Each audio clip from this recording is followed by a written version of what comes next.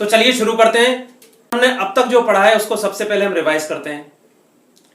हम अभी पढ़ रहे हैं रिप्रोडक्शन इन एंजियोस्पर्म्स, यानी पुष्पी पादपों में जनन किस प्रकार से होता है। अब पुष्पी पादपों में जो जनन की प्रक्रिया पढ़ रहे हैं उसमें हमने सबसे पहले पढ़ा अलैंगिक जनन। अलैंगिक जनन की विभिन्न विधियां पढ़ ली।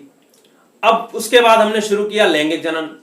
लैंगिक जनन के लिए हम यह बात जानते हैं कि लैंगिक जनन का मुख्य अंग होता है पुष्प।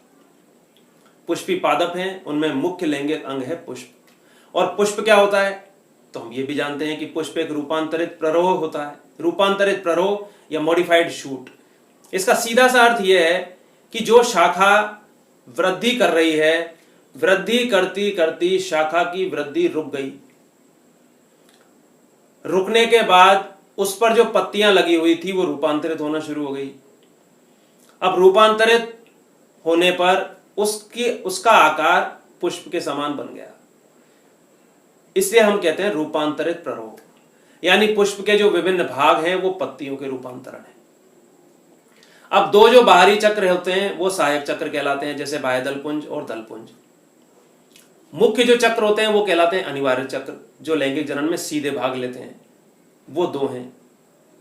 उन दोनों में जो पहला चक्र है वो कहलाता है एंड्रोशियम, जिसे हम पुमंग कहते हैं। उसकी इकाई पुंकेसर है। इसकी संरचना हमने पिछले वीडियो में पढ़ ली। दूसरा जो चक्र है, जो केंद्रीय चक्र होता है, वो कहलाता है गायनोशियम या जायंग। उसके बारे में आज हम पढ़ेंगे। जो हमने एंड्रोशियम के बारे में पढ़ा था, पुंकेसर के बारे में पढ़ा था, उसके आधार पर हम ये जानते हैं कि उसकी संरचना किस प्रकार से होती है। उसमें उसे जो पुंकेसर है उसको लघु बीजाणु पर्ण भी कहा जाता है, क्योंकि वो लघु बीजाणुओं को उत्पन्न करने वाली एक पर्ण है, यानी पर्ण के रूपांतरण से वो बनती है। अब लघु बीजाणु धानी जो है वो उस लघु बीजाणु पर्ण पर पाई जाती है। और लघु बीजाणु धानी, जिसे हम सामान्य भाषा में पराग कोश कहते हैं, उस पराग कोश के अंदर की जो कोशिकाएं हैं, लघु बीजाणु जन कोशिकाएं, उनमें अर्धसूत्री विभाजन होता है। यह पहला अर्धसूत्री विभाजन है और इससे अगुणित कोशिकाएं बनती हैं। इस अर्धसूत्री विभाजन से एक चतुष्क का निर्माण होता है, यानी चार कोशिकाएं एक साथ बनी रहती हैं। वो चिपकी हुई किससे रहती हैं? कैलोस से। और इस स्थिति को कहते हैं हम लघु बीजाणु चतुष्क। अब ये जब पृथक होंगी तो उसमें उपयोग में आता है कैलेज एंजाइम, और कैलेज एंजाइम की सहायता से ये परिवर्तित होती हैं पराग कणों में। या हम ये कह सकते हैं कि लघु बीजाणु जब पृथक हो जाते हैं तो उन्हें हम पराग कण कह सकते हैं और अगुणित होते हैं। उसके बाद हमने इनका अंकुरण पढ़ लिया, जिससे युग्मकों का निर्माण होता है। तो ये अंकुरण होता है जब ये स्थिति दिखाई देती है। इस स्थिति में हम यहां पर देख सकते हैं पराग नलिका है। इस पराग नलिका के अंदर दो युग्मक हैं और ये युग्मक समसूत्री विभाजन से उत्पन्न हुए हैं। तो ये हमने पूरी प्रक्रिया पढ़ रखी है कि किस प्रकार से नर युग्मक बनते हैं। यहां तक की क्रिया कंप्लीट हो चुकी है। आज हम पढ़ेंगे कि जो जायंग है या जो गायनोशियम है वो उसकी क्या संरचना होती है, किस प्रकार से गुरु बीजाणु का विकास होता है गुरु बीजाणु से, और मादा युग्मक का विकास किस प्रकार से होता है। ये सारी चीज हमको आज पढ़नी है। तो देखते रहिए, याद करते रहिए। जितना पढ़ोगे, जितना याद करोगे, उतना अच्छा समझ में आएगा। अगर किसी प्रकार का कोई प्रश्न है जो आपके दिमाग में उठता है, या आपको ये लगता है कि इस वीडियो में वो चीज़ क्लियर नहीं हुई है, तो आप कमेंट्स में पूछ सकते हैं। ज़्यादा से ज़्यादा प्रश्न पूछिए, आपको प्रश्नों के उत्तर मिलेंगे। एक दूसरी बात, हम यहाँ पर बायोलॉजी पढ़ रहे हैं, लेकिन विज्ञान की किसी भी शाखा से किसी भी प्रकार का कोई प्रश्न है जो आप पूछना चाहते हैं, कमेंट्स में पूछिए। अगर आवश्यक होगा तो उसके लिए पूरा वीडियो बना देंगे, अन्यथा कोई छोटा प्रश्न होगा तो कमेंट्स में भी उसका उत्तर आपको मिल जाएगा। लेकिन प्रश्न पूछिए। जितना आप प्रश्न पूछेंगे उतना ही आपको नए नए प्रश्न आपके दिमाग में भी आएंगे और हमें उतना ही अच्छा काम करने की प्रेरणा मिलेगी। तो चलिए शुरू करते हैं। पुष्प का जो मादा जनन चक्र होता है वो कहलाता है जायंग या गायनोशियम, और इसकी इकाई कहलाती है अंडक। अंडक भी पुंकेसर के समान ही एक पर्ण का रूपांतरण है और इसे हम कहते हैं गुरु बीजाणु पर्ण। गुरु बीजाणुपर्ण या अंडप या स्त्री केसर या कार्पल्स, कई नाम हैं इसके, और इसके अंदर उत्पन्न होते हैं बीजांड। अब अंडप, एक सामान्य अंडप इस प्रकार का दिखाई देता है। जब हम विभिन्न चक्रों को पुष्प में से हटा देते हैं तो केंद्रीय भाग में एक लंबी पतली तंतु के समान रचना दिखाई देती है, इसे हम कहते हैं अंडप। यह एक प्रारूपिक अंडप है। अंडप के 3 भाग होते हैं। सबसे निचला फूला हुआ भाग जो पुष्पासन पर स्थित है, इसे हम कहते हैं अंडाशय। बीच वाला जो लंबा भाग है, लंबी पतली नली के समान भाग होता है, यह कहलाता है वर्तिका। और सबसे ऊपर का जो भाग है, जो फूला हुआ सा भाग दिखाई दे रहा है छोटा, यह कहलाता है वर्तिकाग्र। तो 3 भागों में अंडप बटा हुआ है। अंडाशय को यदि हम काट कर देखें तो अंडाशय के अंदर छोटी छोटी ये घुंडी के समान संरचनाएं दिखाई देती हैं, इन्हें कहते हैं बीजांड। इसके बारे में बीजांड की पूरी संरचना हम पढ़ेंगे, लेकिन एक विशेष बात और हमको ध्यान रखनी है। हमने ये पढ़ा था कि एंड्रोशियम की इकाई होती है पुंकेसर, और पुंकेसर भिन्न भिन्न पादपों में भिन्न भिन्न संख्या में हो सकते हैं। उसी प्रकार जायंग, जिसकी इकाई है अंडप, अंडप भी भिन्न भिन्न संख्याओं में हो सकते हैं, और इन संख्याओं के आधार पर ही अलग अलग प्रकार के जायंग हो सकते हैं। जैसे अगर 3 अंडप हैं तो त्रिअंडपी, पंचअंडपी, बहुअंडपी। इस प्रकार जायंग अंडपों की संख्या के आधार पर विभिन्न प्रकार के हो सकते हैं। दूसरी बात, अंडप यदि संयुक्त हैं, परस्पर जुड़े हुए हैं, तो उस स्थिति को सिनकार्पस कंडीशन या संयुक्त अंडपी कंडीशन कहते हैं। इसके अतिरिक्त अंडप पृथक पृथक भी हो सकते हैं। एक से अधिक अंडप हों और वो स्वतंत्र हों, तो उस स्थिति को एपोकार्पस या वियुक्त अंडपी कंडीशन कहा जाता है। अंडाशय को काट कर देखें, उसका यदि हम अनुप्रस्थ काट कर देखें, तो उसमें जो बीजांड हैं उनकी क्या व्यवस्था है। बीजांड जिस प्रकार से अंडाशय की भीतरी भित्ति पर जुड़े हुए हैं, उस उभार को कहा जाता है बीजांडासन। अब हम बात करते हैं एक सामान्य बीजांड की। बीजांड की संरचना किस प्रकार की होती है, तो इस चित्र को आप देखिए। ये एक प्रारूपिक बीजांड है। इस चित्र से एक सामान्य बीजांड की संरचना पता चलती है। बीजांड सामान्यतया लगभग गोलाकार होता है, और बीजांड एक पतली तंतु के समान संरचना या एक व्रंत से जुड़े हुए रहते हैं, और ये व्रंत ही बीजांडासन पर जुड़ा हुआ रहता है। इस व्रंत को कहते हैं बीजांड व्रंत। इसके अतिरिक्त हमें यह भी पता होना चाहिए कि वह स्थान जहां बीजांड व्रंत बीजांड के साथ में जुड़ा रहता है, उस जॉइंट को कहा जाता है हाइलम। ये संपूर्ण भाग जो फूला हुआ भाग है और मृदुतकीय कोशिकाओं से बना हुआ है, इसे हम कहते हैं न्यूसिलस या बीजांडकाय। इस बीजांडकाय के ऊपर आवरण पाए जाते हैं। उन आवरणों को कहा जाता है इंटेग्यूमेंट या अध्यावरण। अधिकांश में तो अध्यावरणों की संख्या 2 होती है, इसलिए द्विअध्यावरणी होते हैं। लेकिन कई बार अगर एक ही अध्यावरण हो तो ऐसी स्थिति को एक अध्यावरणी या यूनिटैग्मिक कहा जाता है। कुछ इस प्रकार के बीजांड भी होते हैं जिसमें किसी प्रकार के अध्यावरण नहीं पाए जाते, तो उस स्थिति को अध्यावरण रहित कहा जाता है। अब एक बात ध्यान रखनी है कि ये जो बीजांड है, इसका जो शीर्ष भाग है उस पर कोई अध्यावरण नहीं पाए जाते, बल्कि उस पर एक छिद्र पाया जाता है, और इसी छिद्र को कहा जाता है माइक्रोपाइल या बीजांड द्वार। यही वह स्थान है जहां से होकर पराग नलिका प्रवेश करती है। जब निषेचन की क्रिया होने वाली हो, उस दौरान बीजांड द्वार में से होकर ही पराग नलिका प्रवेश करती है।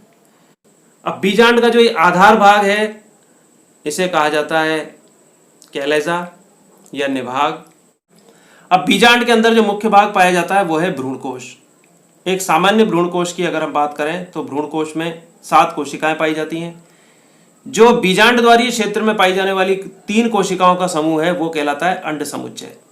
तो इसमें जो ये एक नाशपाती के आकार की कोशिका दिखाई दे रही है इसे कहा जाता है अंड कोशिका या एग सेल।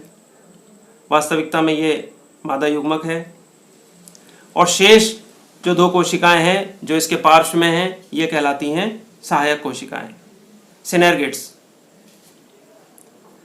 इनके विपरीत जो कोशिकाएं हैं ये 3 कोशिकाओं का एक समूह है जो इन बीजांड द्वारीय कोशिकाओं या अंड समुच्चय के विपरीत या अपोजिट साइड में है। ये कहलाती हैं एंटीपोडल सेल या प्रतिमुखी कोशिकाएं। और अंड समुच्चय और प्रतिमुखी कोशिकाओं के मध्य भाग में केंद्रीय कोशिका पाई जाती है जिसमें 2 अगुणित ध्रुवीय केंद्रक उपस्थित होते हैं। और ये दोनों अगुणित ध्रुवीय केंद्रक निषेचन से पहले संयुक्त हो जाते हैं जिससे द्विगुणित केंद्रक का निर्माण होता है जो द्वितीयक केंद्रक कहलाता है। और यही द्वितीयक केंद्रक आगे विभाजित होकर भ्रूण पोष का निर्माण करता है जो भ्रूण को पोषण प्रदान करे। तो हम ये कह सकते हैं एक प्रारूपिक भ्रूण कोश में 7 कोशिकाएं तथा 8 केंद्रक होते हैं। अब हमने एक सामान्य प्रारूपिक बीजांड की संरचना पढ़ी, जबकि बीजांड भिन्न भिन्न प्रकार के होते हैं और ये बीजांड द्वार तथा निभाग की जो स्थिति है उसके आधार पर बीजांड को विभिन्न प्रकारों में बांटा जा सकता है। जैसे पहला है ऋजु, ऑर्थोट्रोपस या जिसे हम एट्रोपस भी कहते हैं या ऋजु कहते हैं। इस प्रकार का जो बीजांड है वो सीधा होता है और सीधा होने के कारण बीजांड द्वार, निभाग तथा बीजांड व्रंत तीनों ही एक सीध में आ जाते हैं। चित्र में हम देख सकते हैं इनकी व्यवस्था किस प्रकार की होती है। इसमें बीजांड द्वार ऊपर दिखाई दे रहा है और इसके विपरीत दिशा में यानी बीजांड व्रंत की तरफ निभाग है और उसके बाद बीजांड व्रंत है। ये स्थिति दिखाई देती है पॉलीगोनेसी, पाइपरेसी आदि कुलों में। लगभग 20 कुलों में इस प्रकार की स्थिति दिखाई देती है। एक दूसरा प्रकार है एनाट्रोपस या जिसको हम प्रतीप कहते हैं। इसमें बीजांड द्वार तथा बीजांड व्रंत परस्पर पास पास आ जाते हैं। क्योंकि बीजांड व्रंत की एक पार्श्वीय वृद्धि हो जाने के कारण और बीजांड लगभग 180 डिग्री के कोण पर घूम जाता है, उल्टा हो जाता है। ये हमने जो प्रारूपिक बीजांड पढ़ा ये इसी प्रकार का या प्रतीप बीजांड ही है। और लगभग 82% आवृतबीजी पादपों में, आवृतबीजी कुलों में इस प्रकार का बीजांड पाया जाता है। तीसरा एक प्रकार है वक्र या कैम्पाइलोट्रोपस कहते हैं जिसे हम, नाम से पता चल रहा है। इस प्रकार के बीजांड में बीजांड द्वार तथा निभाग एक सीधी रेखा में नहीं होते हैं। इसमें प्रतीप बीजांड जैसे दिखाई देते हैं लेकिन उसकी अपेक्षा घुमाव थोड़ा कम होता है और इसी कारण निभाग बीजांड व्रंत के लगभग समकोण पर आ जाता है। चित्र में हम इसकी स्थिति देख सकते हैं। उदाहरण इसमें जैसे लेग्यूमिनोसी कुल के सदस्य या जिसे हम कहते हैं मटर कुल, उसमें इस प्रकार की स्थिति देखने को मिलती है। इसके अलावा कैपेरिडेसी में ये देखने को मिलती है, क्रूसीफेरी में ये स्थिति देखने को मिलती है। तो इस प्रकार के कुल में, विभिन्न कुलों में ये वक्र प्रकार का बीजांड पाया जाता है। एक प्रकार होता है अनुप्रस्थ। अब देखो अनुप्रस्थ प्रकार और वक्र प्रकार, इन दोनों में जो अंतर है वो इस चित्र के आधार पर समझ सकते हैं। इस प्रकार का जो बीजांड है, अनुप्रस्थ प्रकार का जो बीजांड है, उसमें घुमाव इतना अधिक होता है कि उसका प्रभाव भ्रूण कोश पर पड़ जाता है। यानी हम ये कह सकते हैं कि ये बहुत ज़्यादा मुड़ जाता है, घोड़े की नाल की तरह, या हम कहें यू आकार का हो जाता है। और इस प्रकार के उदाहरण देखने को मिलते हैं एलिसमेसी, ब्यूटोमेसी। इसी प्रकार अगला प्रकार है अर्धप्रतीप, हेमिएनाट्रोपस या अर्धप्रतीप। इस प्रकार के बीजांड में बीजांड काय तथा अध्यावरण बीजांड व्रंत के समकोण पर होते हैं। चित्र से सारी व्यवस्था स्पष्ट होती है। इसमें उदाहरण है रेनन कुलेसी। एक विशिष्ट प्रकार है कुंडलित, जिसे सर्सिनोट्रोपस कहा जाता है। कैक्टेसी कुल की विशेषता है ये। इसमें बीजांड व्रंत बहुत लंबा होता है और पूरा घूमकर बीजांड 360 डिग्री के कोण पर घूम जाता है। इसमें बीजांड द्वार ऊपर की ओर होता है और पूरा घूम जाने के कारण इसे कुंडलित कहते हैं। तो ये है बीजांड विभिन्न प्रकार के। अब हम यहां पर बात करेंगे कि बीजांड, जिसे हम गुरु बीजाणु धानी कह सकते हैं। अब बीजांड के अंदर विकास होगा गुरु बीजाणुओं का। तो बीजांड में गुरु बीजाणु मात्र कोशिका से गुरु बीजाणु बनता है और इसी पूरी प्रक्रिया को मेगास्पोरोजेनेसिस या गुरु बीजाणु जनन कहते हैं। इस क्रिया में जब बीजांड का निर्माण हो रहा होता है, उसी समय बीजांड काय की जो हाइपोडर्मिस है उससे कोई एक कोशिका आकार में बड़ी हो जाती है, स्पष्ट केंद्रक वाली हो जाती है, और इस कोशिका को कहते हैं प्रप्रसूतक कोशिका या प्रप्रसू प्रारंभिक कोशिका। आर्केस्पोरियल इनिशियल सेल है ये। और यह कोशिका सामान्य रूप से एक पेरिक्लाइनल डिवीजन से विभाजित होकर दो कोशिकाओं में बढ़ जाती है। इसमें से जो बाहरी कोशिका है वो प्राथमिक भित्ति कोशिका तथा जो भीतरी कोशिका है वो प्राथमिक गुरु बीजाणु जन कोशिका कहलाती है। अब गुरु बीजाणु मात्र कोशिका जो बनी है, गुरु बीजाणु जन कोशिका का अर्धसूत्री विभाजन होता है और अर्धसूत्री विभाजन होने से 4 अगुणित गुरु बीजाणु बनते हैं। हमने ये पढ़ा था। जिस प्रकार लघु बीजाणुओं का निर्माण होता है अर्धसूत्री विभाजन से, उसी प्रकार से गुरु बीजाणुओं का भी निर्माण होता है। यहाँ बनने वाले जो 4 गुरु बीजाणु हैं अगुणित होते हैं और रेखिक क्रम में व्यवस्थित हो जाते हैं। और सामान्यतया इन चारों में से एक ही गुरु बीजाणु जो निभाग की तरफ होता है वो क्रियाशील होता है, और जो शेष होते हैं वो इसे पोषण प्रदान करते हैं, नष्ट हो जाते हैं और पोषण प्रदान करते हैं। अब जो सक्रिय गुरु बीजाणु है, उस सक्रिय गुरु बीजाणु से ही भ्रूण कोश का विकास होता है या मादा युग्मकोद्भिद का निर्माण होता है।